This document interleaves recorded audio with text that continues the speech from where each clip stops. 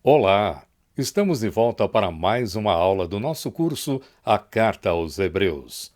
Depois de um longo percurso pela parte doutrinária, que se iniciou no capítulo 7, versículo 1, e foi até este capítulo 10, versículo 18, como vimos na última aula, podemos observar claramente que, neste ponto da carta, o autor faz uma grande mudança. É natural que, ao terminar a parte doutrinária, o pastor comece agora uma série de exortações. Com a sua intenção?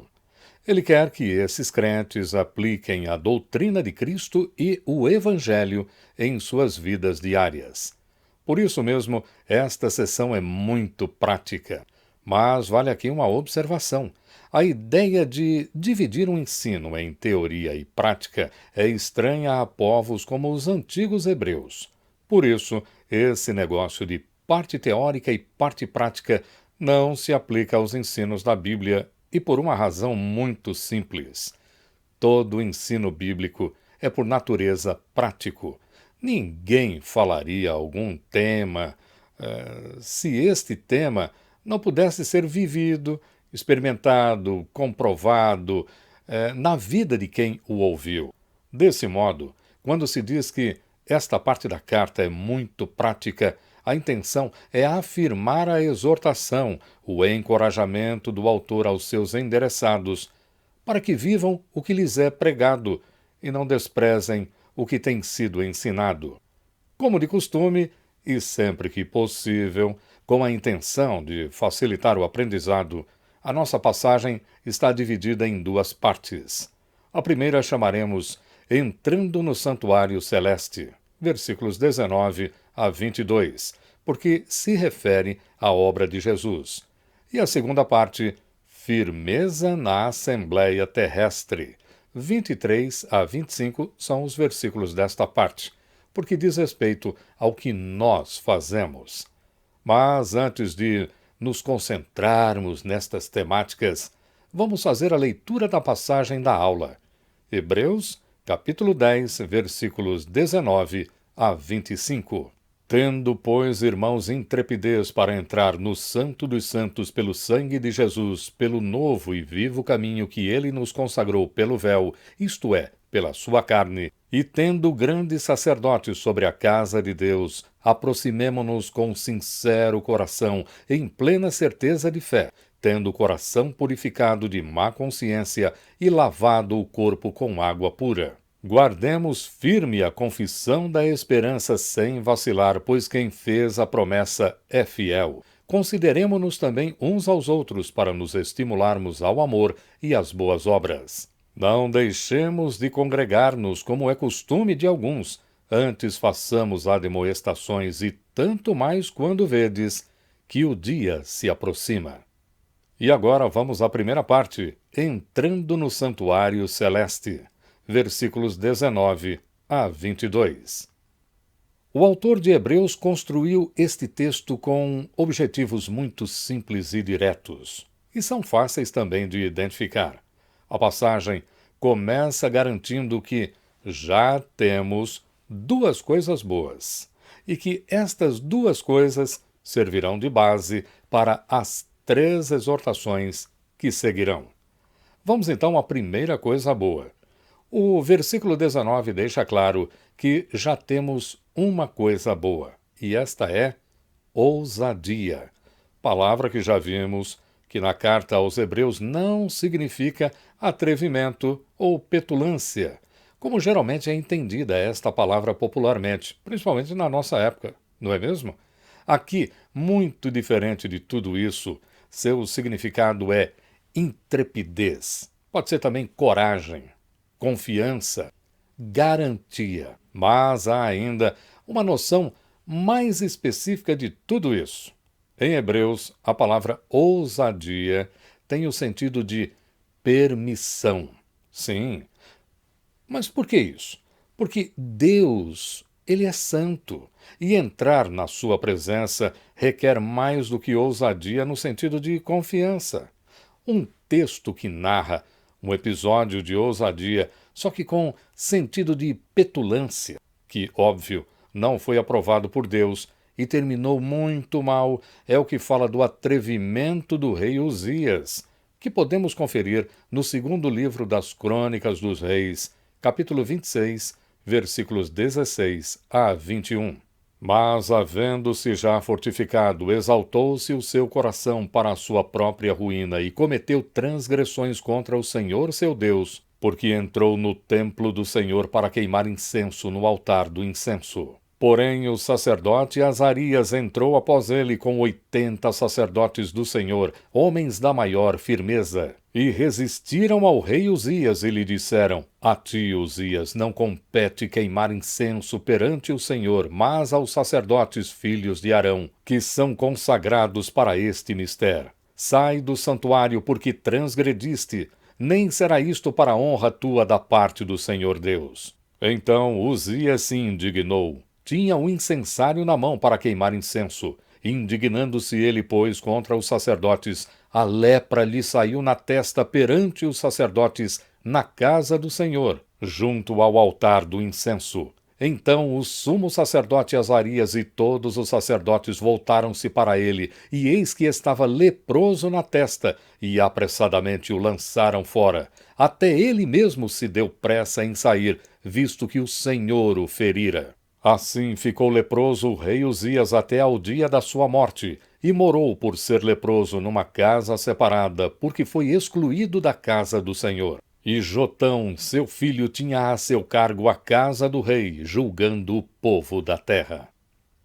Você viu? Não se pode atentar contra a santidade de Deus e ainda achar que ficará impune. Então, por que o autor pede para que tenhamos ousadia em entrar na presença de Deus? Isso não é perigoso para nós também? Não. Diferente de Uzias, nós, os seguidores do Filho Eterno, temos permissão para nos aproximarmos de Deus por causa do sangue de Jesus. Não nos esqueçamos que na nova aliança também há sacrifício. Não aqueles muitos e intermináveis, mas o único e de uma vez por todas de Jesus Cristo.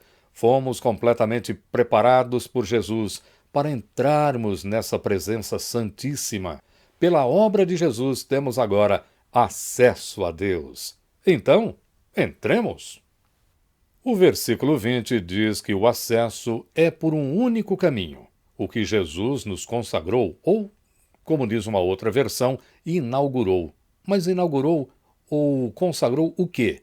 Um caminho novo e vivo, como está escrito.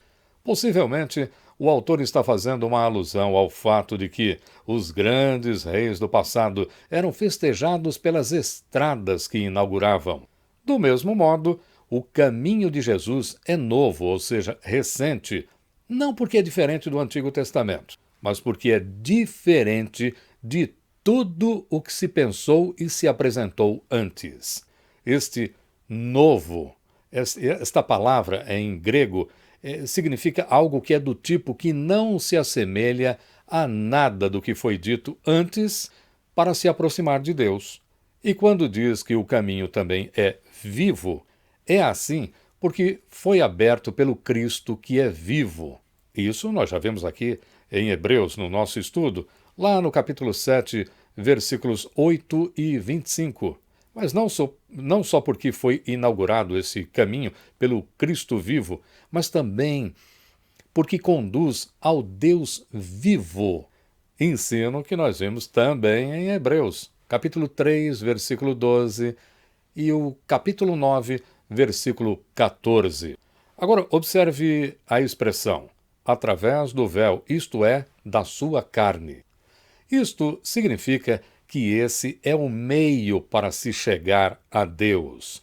O caminho que conduz a Deus é o sacrifício de Jesus, a sua morte. Agora veja que diferença espantosa. O véu do antigo templo, lá em Jerusalém, ele fazia separação entre Deus e o adorador. Mas o sacrifício de Jesus, a morte de Jesus, é o véu que nos conduz, não que nos separa, mas que nos conduz a Deus. É o véu pelo qual nós devemos passar para chegarmos a Deus. Não há outro caminho. Jesus é o único caminho para Deus. O versículo 21 diz qual é a segunda coisa boa que já temos e ainda nos dá a segunda base para as 3 exortações que virão a seguir. O que temos de bom é o grande sacerdote sobre a casa de Deus.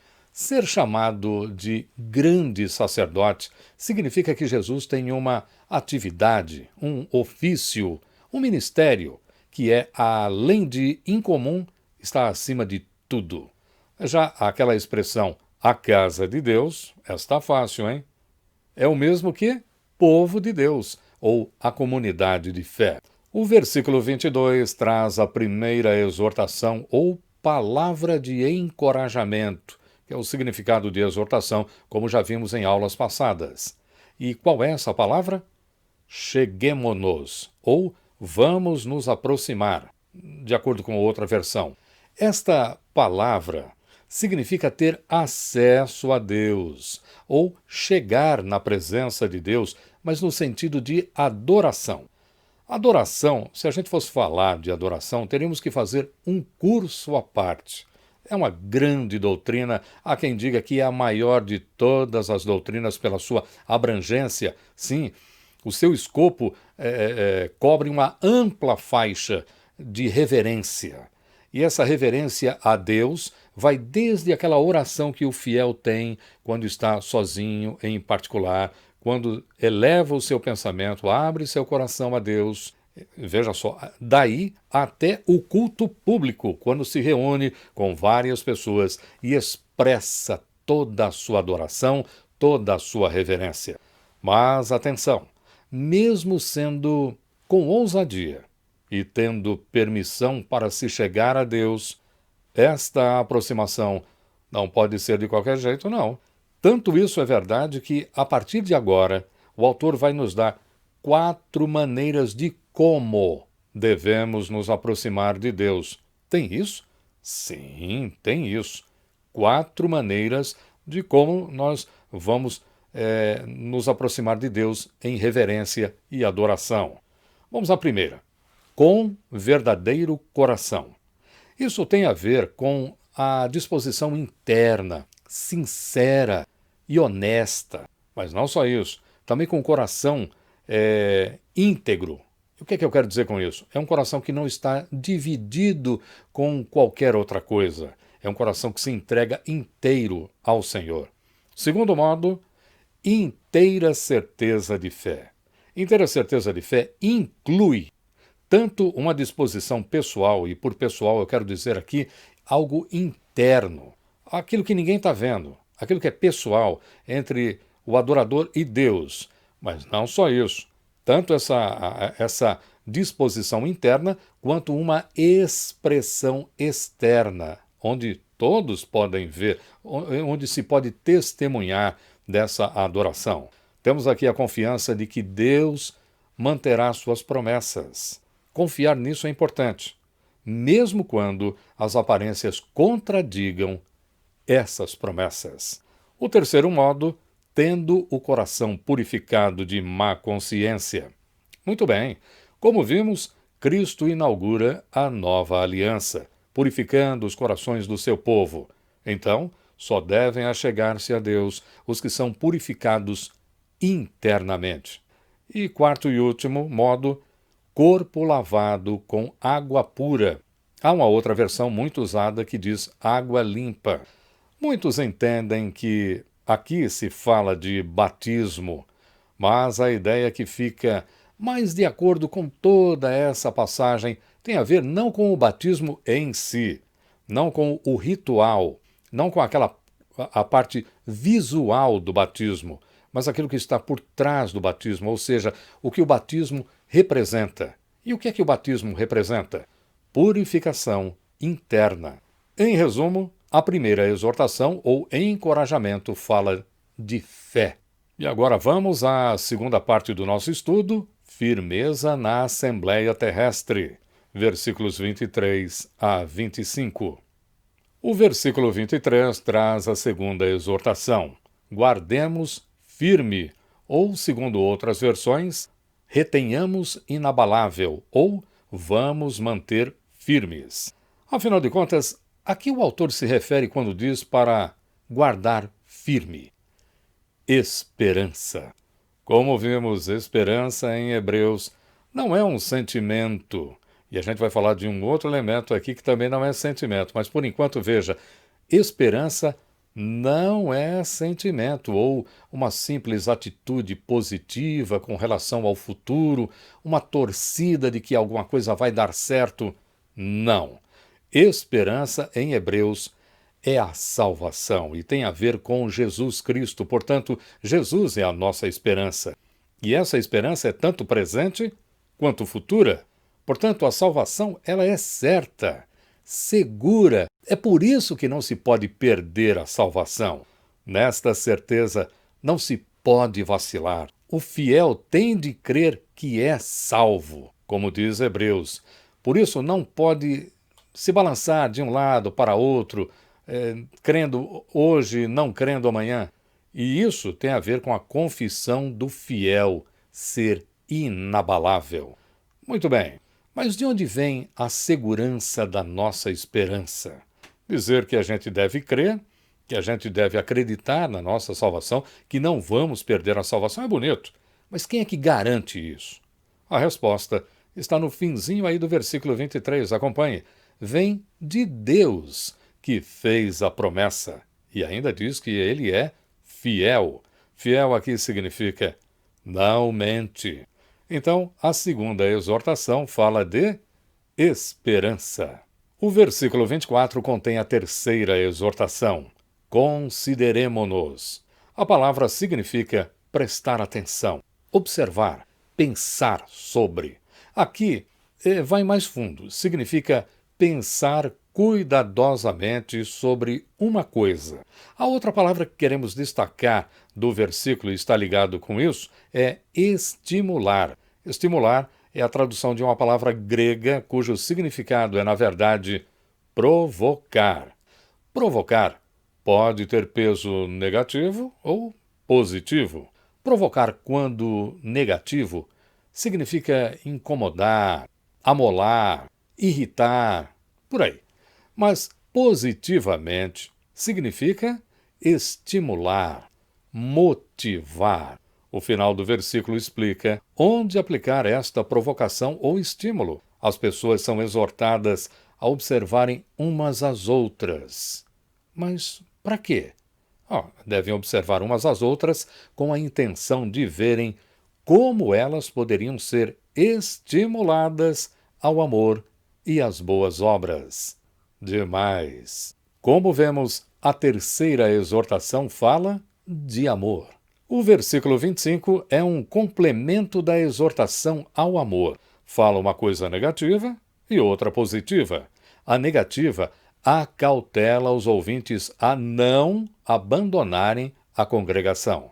Então, abandonar aqui não é só não frequentar, mas negligenciar, deixar sem cuidado. A positiva é estimular uns aos outros. Então, o que está acontecendo aqui? Uma coisa muito simples.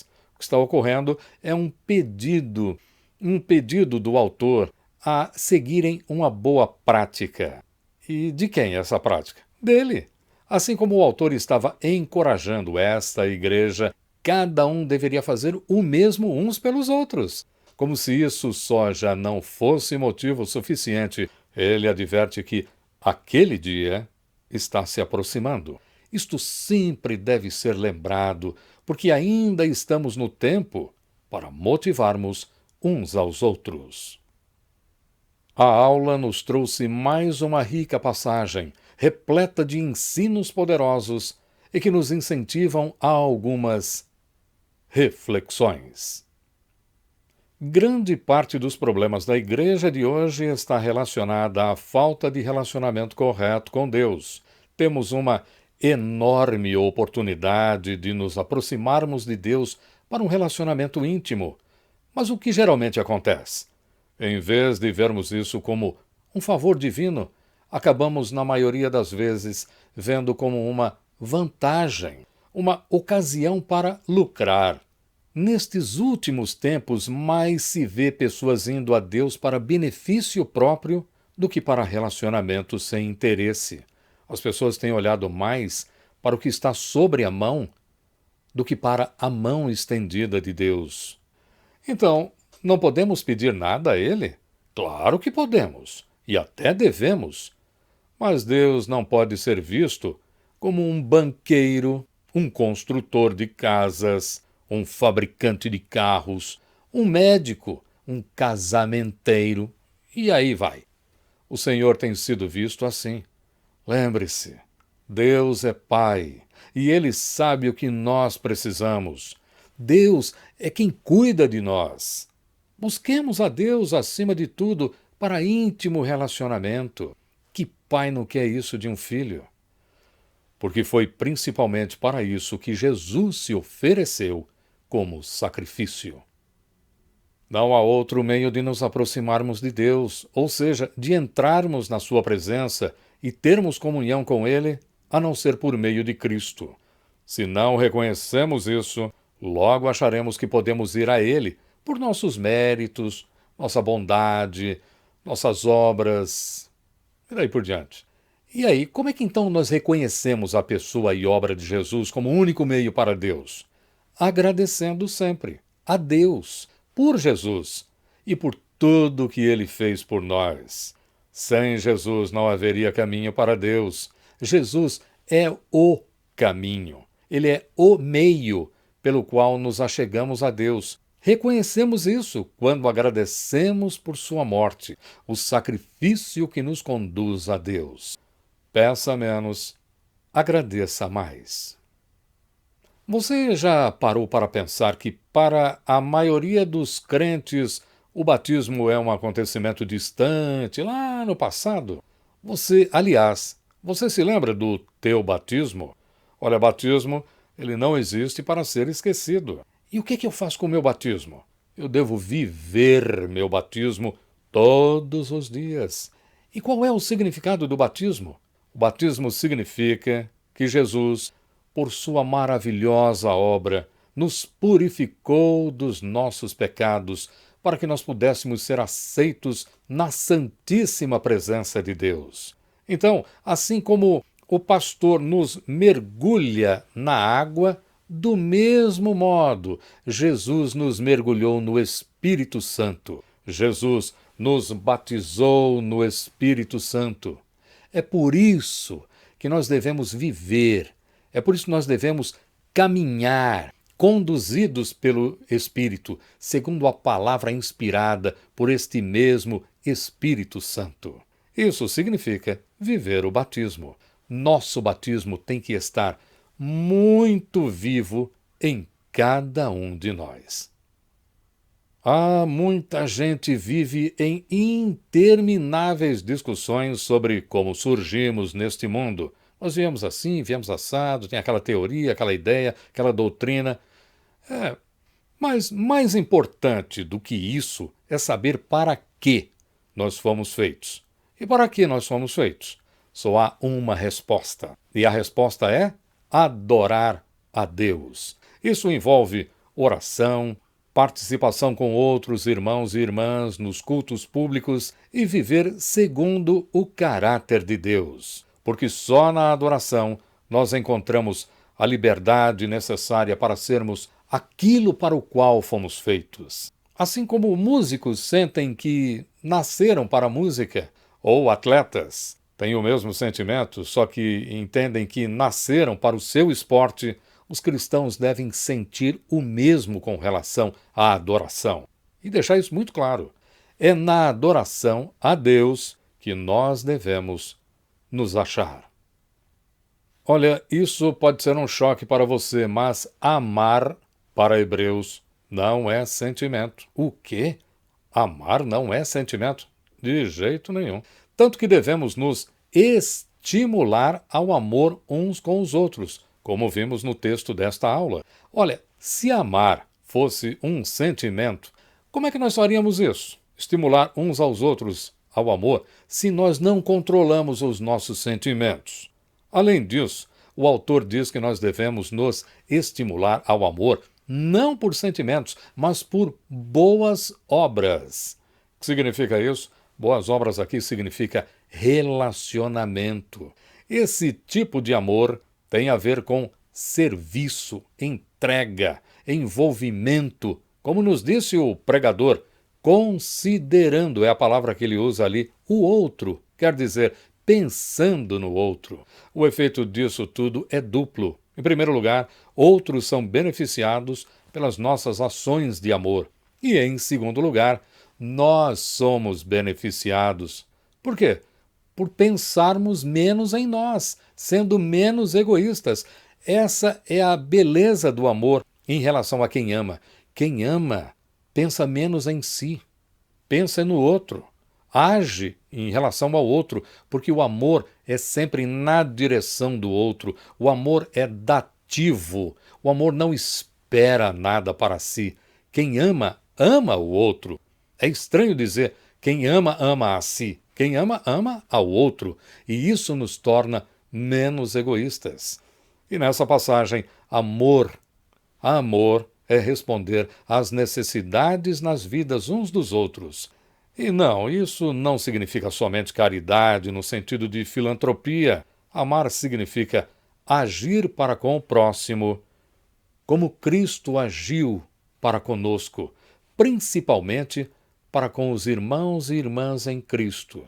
E isso tem a ver com envolvimento, relacionamento. Por isso, não pode haver amor naquele que abandona a congregação, porque é na congregação, no ajuntamento, no envolvimento, no relacionamento, entendeu agora o que significa congregação aqui? É na congregação onde somos estimulados ao amor e às boas obras, a palavras e a ações que fortalecem o próximo em Cristo. É isso, final de mais uma aula. Quando nos encontrarmos outra vez, veremos uma das passagens mais duras de toda a Bíblia. Trata-se de uma advertência, não aos de fora, mas aos da comunidade de fé.